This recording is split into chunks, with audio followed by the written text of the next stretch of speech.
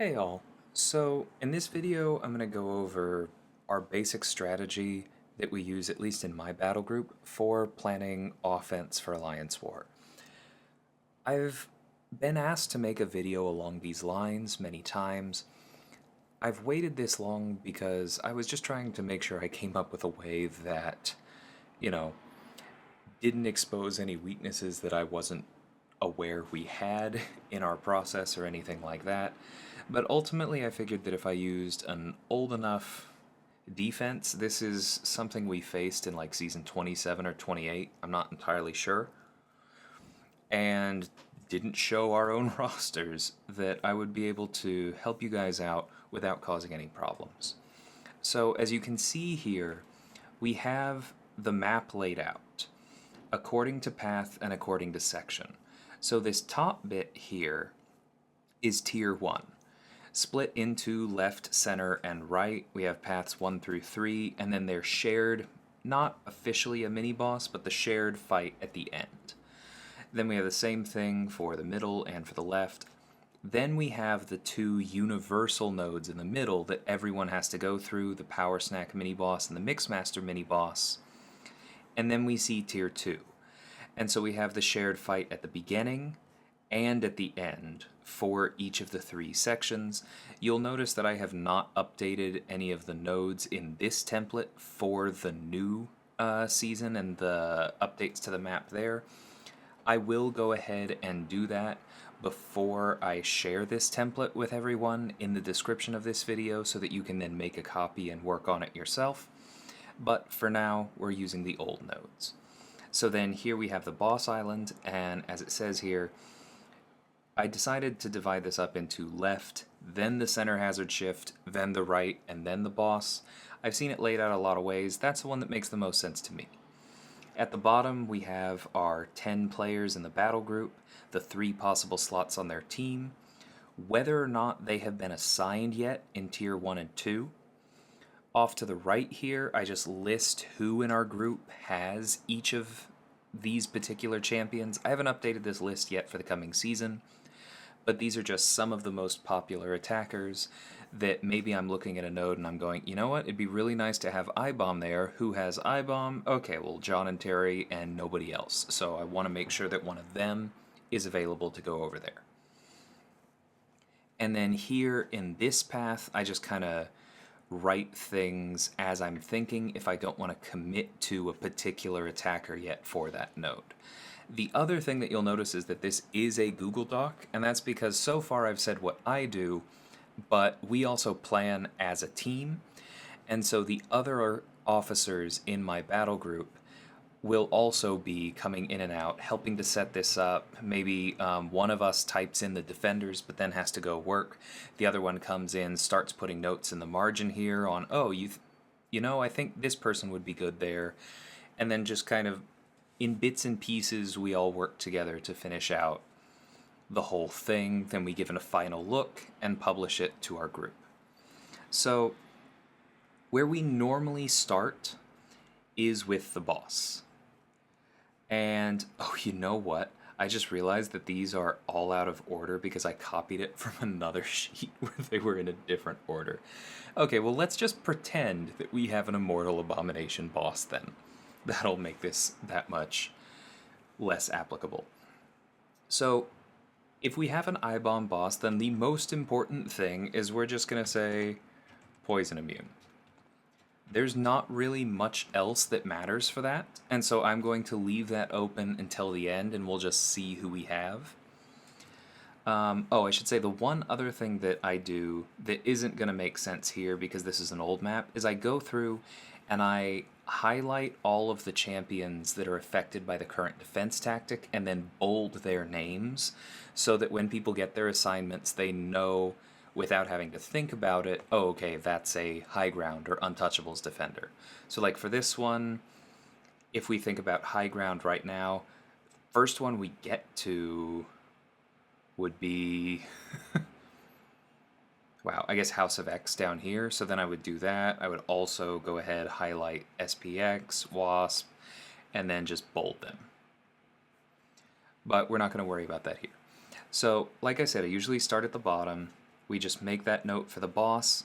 If we were going to see Nick on this best defense node, well then, off the top of my head, I would prefer it be a mutant so that we can keep the those tactical charges under control.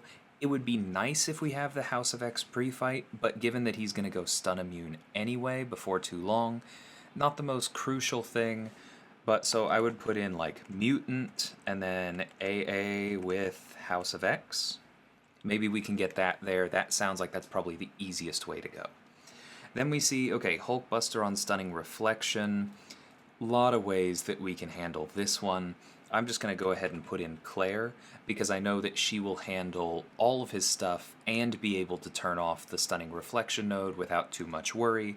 But that could just as easy be like, you know, Diablo, I-Bomb. There are a bunch of others that I'm going to put off to the side there as possibilities. So Red Magneto on the recovery. This could be anyone at all. But because we just put Claire on the node after that, I'm going to put Claire, and I'm going to misspell it. And then I'm going to put question mark, because that's not a necessary counter, but it just fits with what comes after that and may simplify our approach to the boss node. Maybe that'll line up and let that person boost for more fights at once. We see Bishop on Hazard Shift. Oh, Poison is actually misspelled there. I'll fix that before publishing this. But Bishop on Hazard Shift, that could be Void, but he'll have to dance around a fair amount. So one of our go-tos for Hazard Shift is Red Hulk, who also handles Bishop by purifying the Incinerates. So I'll just put that in. Now, thus far, when I get to a node like this, in our battle group, we do have one person who's kind of our primary Red Hulk player. We have several available, but we have one person that we tend to go to for these kinds of fights. And so when I put in Rolk, I'm now going to go down and let's say it's John, and I'm going to say Rolk, and I'm going to put that on his team so that I know to leave space for it. That can change later, but we start there. MODOK on Enhanced Special 2. I mean, again, this is where you're seeing that this is out of order, but I'm just going to say, like, Killmonger and then off to the side. You know, that could easily be Mole, Nick, like, so many could take that. Not really worried about that one. Ebony Maw on Power Focus 1. That could be annoying, so we're probably going to say Torch. Maybe with the pre-fight. I mean, if this was high ground, then you would definitely want the pre-fight if you're going to take Torch. But I'm also going to put off to the side here, depending on who we have available, Guardian, Angela, because both of them can parry Ebony Maw. Now, Angela does have the problem that he can nullify her Furies, so that's why she's second. Guardian would be my first choice, but we'll put that off to the side, and those are possibilities depending on who we're bringing. Mojo on Rage would be an interesting one. That's almost certainly going to be Torch, and that makes me think that maybe we would want to do something different for Ebony Maw so we don't need to send two different torches. But we'll see. I'll come back to that.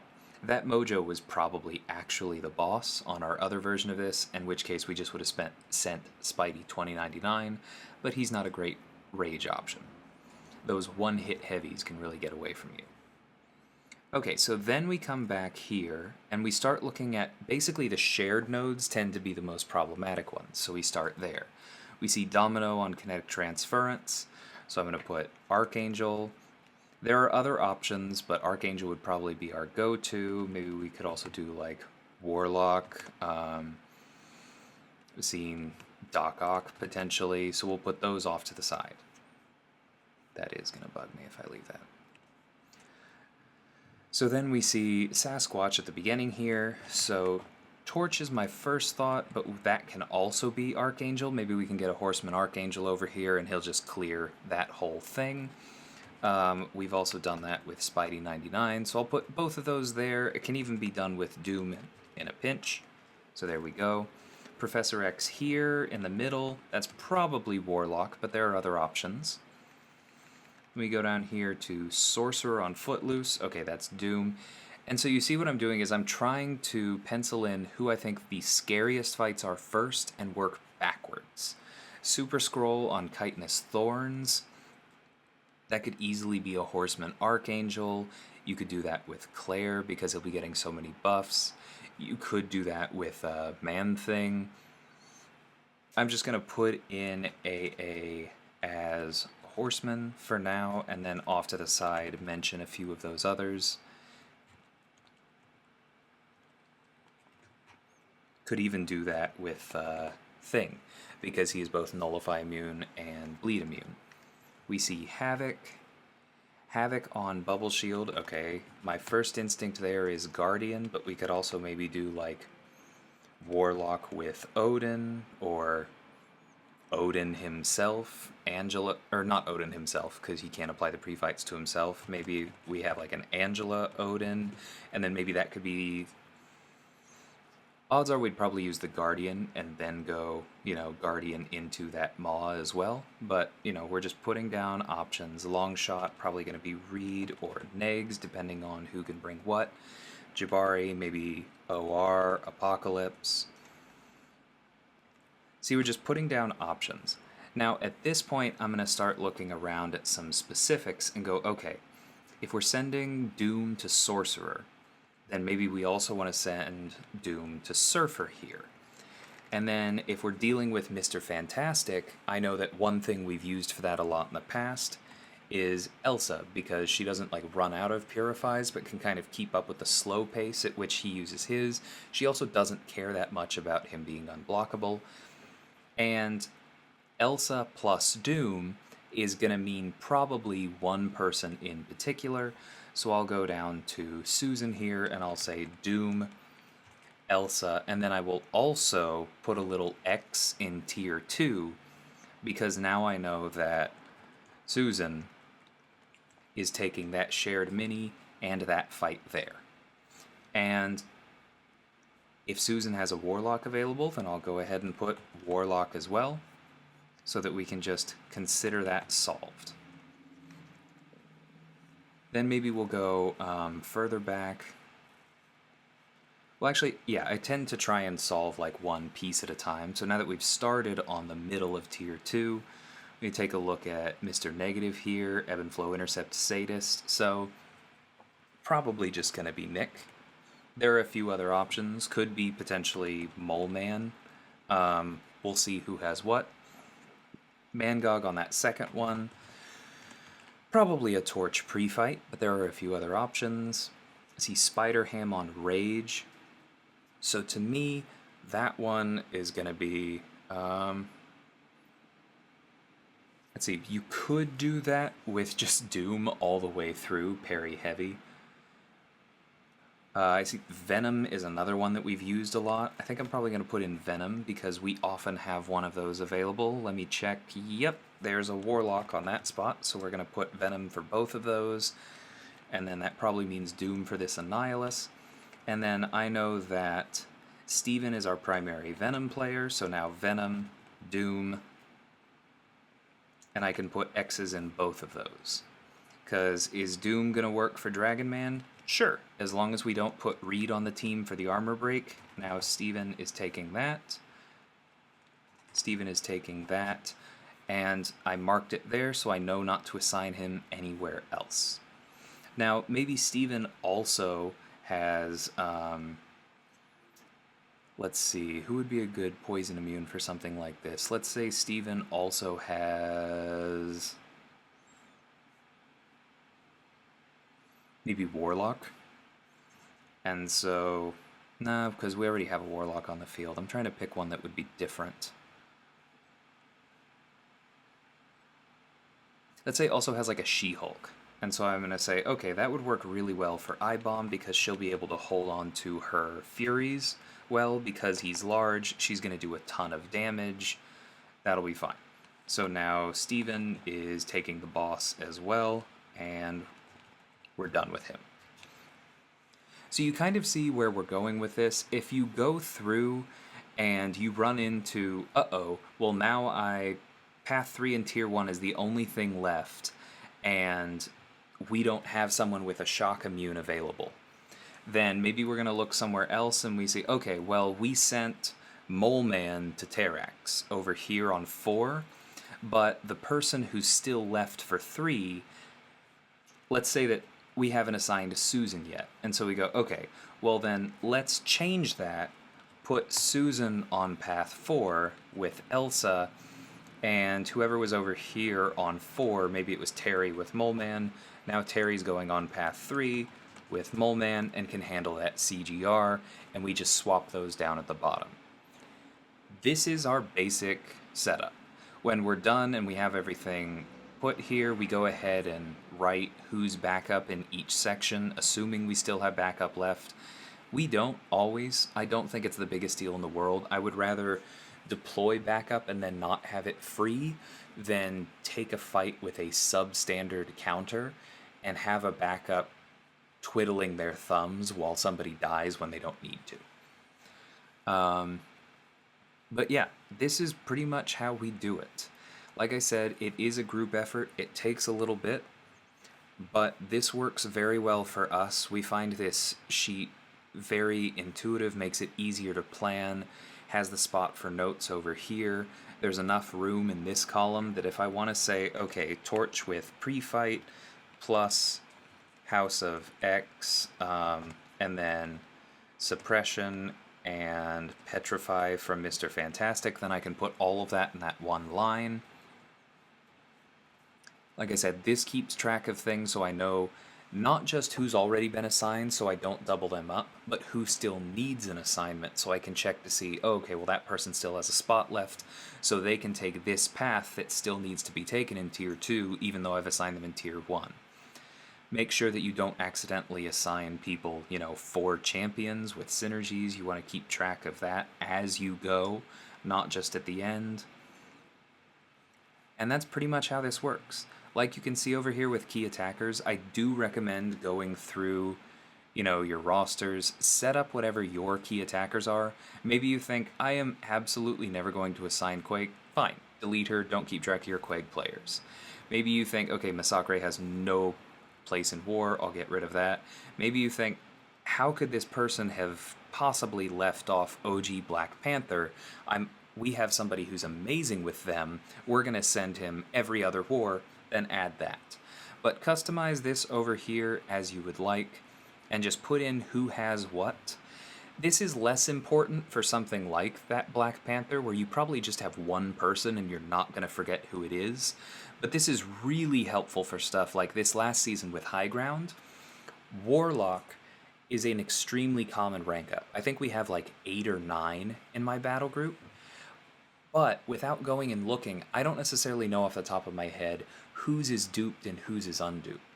Against High Ground, the degen that happens with his signature ability is actually very bad for a few matchups. And so I put in everyone who had Warlock and then put you in parentheses next to all of the unduped ones, including mine, so that I knew to assign those first if we were sending it to somebody like Professor X and we didn't want to accelerate High Ground. So I hope this is helpful for you guys. That's pretty much the whole thing. Like, that's how we do it. It's just from there you kind of have to be familiar with what the nodes are, who can counter them, the abilities of various champions. Planning for offense is not an easy thing. It is something that requires a fair amount of practice and upkeep. When I retired for a few seasons, I definitely had catching up to do when I came back. And I would sometimes miss things like, oh, okay, steady build-up. The steady build-up nodes themselves increase ability accuracy. So maybe I'm just looking at this and we see, okay, well, Mr. Fantastic is on 27. We should just use Falcon, and that way he'll never evade, right? And we can just blitz it down. Not really, because steady build-up makes Falcon almost useless. Those kinds of little interactions are things that you have to keep in mind. But the only way to get better at it, in my opinion, is to either be in a battle group with somebody who is good at it and is willing to kind of let you tag along, see what they do, see the mistakes they almost make, see the things that they catch, and then you just learn by being there. or you just learn by doing it and maybe some things go wrong along the way. When we post this for our battle group, something I always put before I tag everyone is review and discuss. And I absolutely mean that. If you are going to do war at this level, the officer's job is to do this first and to catch most of the things and to generally have good ideas. The officer's job is not to be perfect. If I set something up like, maybe I put Elsa, or maybe I put like Claire, and that's still not a good. Maybe I put like Diablo on this CGR because I'm just like, okay, Diablo's a mystic, he'll completely shut off CGR. And then I set out that assignment, I say review and discuss. And one of my guys comes back to me and says, this node has that shock bit on it and Mystic Ward. This one doesn't, but let's imagine it does. So maybe Diablo isn't going to be able to control the armors, and maybe he's just going to shock himself to death. And I go, you're right, let me change that. So that's the kind of thing where you just have to accept that you're not always going to be perfect. Ask your people to review their paths specifically so that they catch these kinds of things. Set up that culture in your alliance. And then when they come back and say, hey, this is a bad matchup, try and make sure that you're ready for that feedback. And so that's one of the reasons that we put in alternates for so many of these. Because if I run into some reason that Claire is a bad idea for Hulkbuster, I think she's great there, but let's just pretend. Or the person who would have brought Claire accidentally took her to AQ and can't, and we just cannot get another one there. Well, then it's a good thing that I put these alternates there, because when that person goes, I'm so sorry DLL, my Claire is in AQ, is there anything else I can do? Well, then I go, well, we need a Diablo. Oh, that person has Diablo ranked. Yeah, just bring your Diablo, it'll be fine, don't worry about it. Just maybe wait to join AQ next time, right? Those kinds of things make this whole planning setup that much easier. It takes a while to build that culture and really get used to it because, it's easy to get a little bit sensitive about your plans, and it's easy to feel like, oh, well, I don't want to make a fuss, I'll just figure out the fight if you are just looking at these plans and not making them yourself.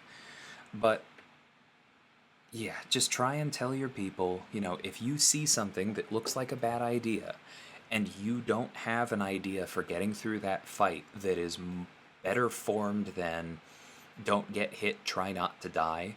If you don't have a plan of attack, if you don't understand why that champion was assigned, ask.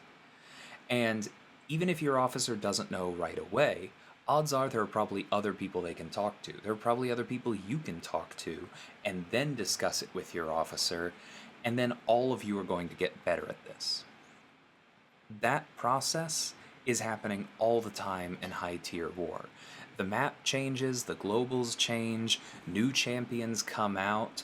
When new champions come out, it usually changes more than just a few nodes where that new champion is good, because now we have to find somewhere to put the champion that we used to be placing on those nodes, and that has cascading effects. All of us are always learning. You just have to set up a system that allows you to learn. We also log all of our offenses. I put them into another workbook and then save them as multiple sheets, and I will mark the deaths in red, because that way when I come back, if I'm trying to see, okay, have we ever taken that before, I can check previous wars. I get to that one and I go, oh, maybe I shouldn't send She-Hulk to hit Monkey, right? Like, that was a bad idea. Let's not do that again. As far as using this template, I am going to put the link in the description of this video, like I said, but it will be set to only be editable by me. So what you're going to want to do when you click on this is hit make a copy, save it to your own drive, then you will be the owner of that new copy and you can do whatever you want with it. You can move columns around, change the colors because you hate the ones that I picked, whatever. But I hope that this is helpful. Like I said, And I'm eager to hear if any of you guys have things that you do kind of similarly to this but differently. Let me know.